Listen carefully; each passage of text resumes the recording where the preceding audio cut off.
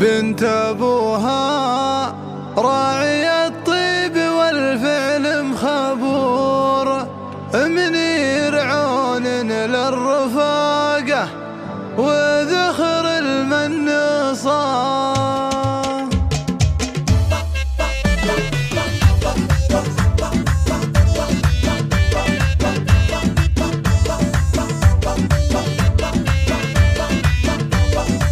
مرحبا باللي تواصفها طب الصدور، في محياها قبول وطلتها حياة، بنت شيخ دللت لين طيشها الغرور، في ذرى اللي لابته كل ابوهم في ذراه، مهرة ما على زينها الطغي قصور، الغزال اللي من الزين فارق في حلاه، الجداي اللي الردافي والجسم مخصور، والوجه من لمحة الحور ربي قد عطاه، بتغطرس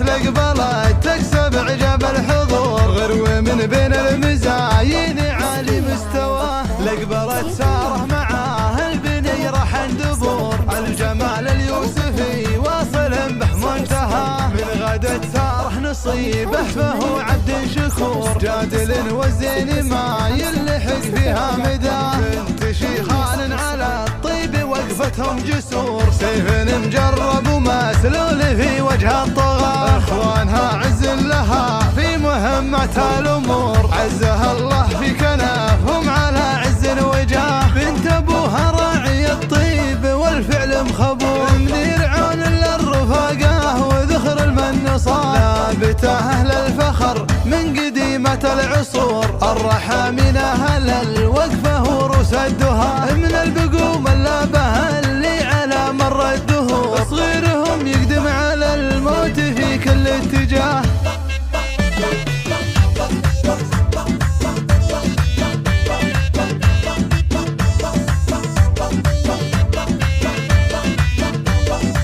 مرحبا باللي تواصفها طب الصدور، في محياها قبول وطلتها حياة، بنت شيخ دللت لين طيشها الغرور، في ذرى اللي لابته كل ابوهم في ذراه، مهرة ما على زينها الطغي قصور، الغزال اللي من الزين فارق في حلاه، الجداي اللي الردافي والجسم مخصور، والوجه من لمحة الحور ربي قد عطاه، بتغطرس